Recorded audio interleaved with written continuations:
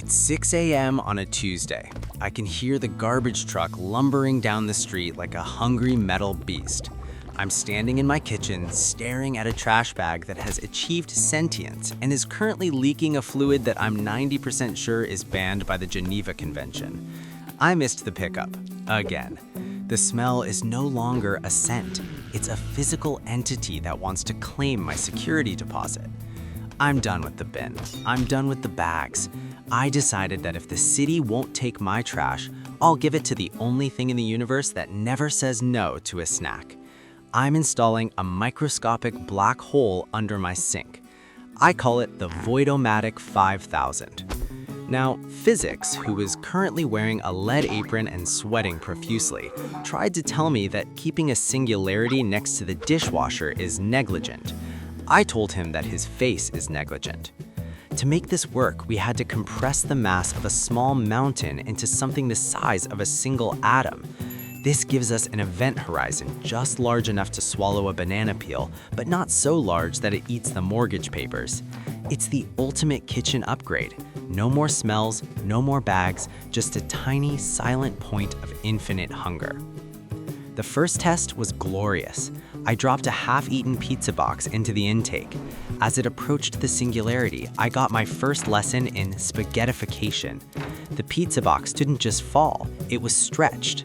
Gravity at the front of the box was millions of times stronger than at the back. It turned into a long, glowing pepperoni-flavored noodle, kilometers long, before vanishing into the darkness. No thud, no clank, just silence.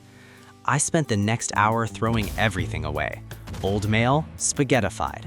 That ugly vase from my aunt, deleted from existence. My ex's old hoodies, gone to a place where not even memories can escape. But here is the first reveal. Black holes aren't just dark spots. They are the most efficient trash incinerators in the universe. As my trash is crushed into the singularity, it releases potential energy, a lot of it. My toaster was now running on the power of a dying star. I wasn't just a homeowner, I was a nuclear superpower with a disposal problem. Then came the midpoint twist, Hawking radiation. You see, the smaller a black hole is, the hotter it gets, and mine was microscopic. To prevent it from evaporating in a massive gamma-ray explosion that would level the zip code, I had to keep it fed. It was like having a pet that eats 10 tons of matter an hour or explodes. I started raiding the neighbor's bins. I threw in old tires, broken refrigerators, and eventually the neighbor's lawnmower. The house was spotless, the planet was getting cleaner, and physics was frantically shoveling dirt into the sink just to keep the gamma rays from melting our retinas. But the real nightmare wasn't the radiation, it was the time dilation. Gravity warps space-time.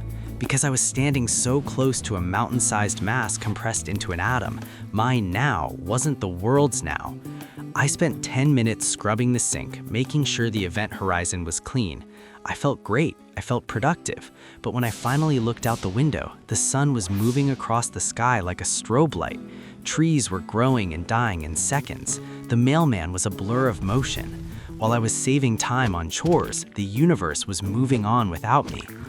I walked out my front door to find that while I was washing one plate, 3 years had passed.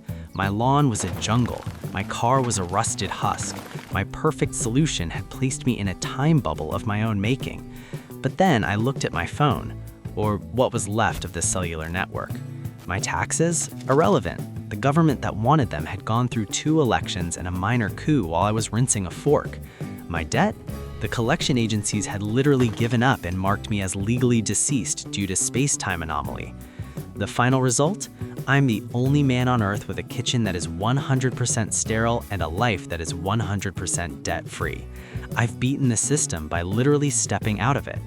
I'm currently sitting in my kitchen, which is glowing with a soft, lethal ultraviolet light, eating a sandwich that took me 5 seconds to make but 10 years to process for the outside world.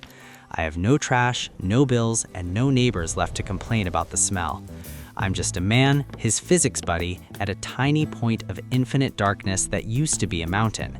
It's quiet, it's radioactive, and it's the most peaceful morning I've had in a decade. Or a century. I've lost track. Worth it.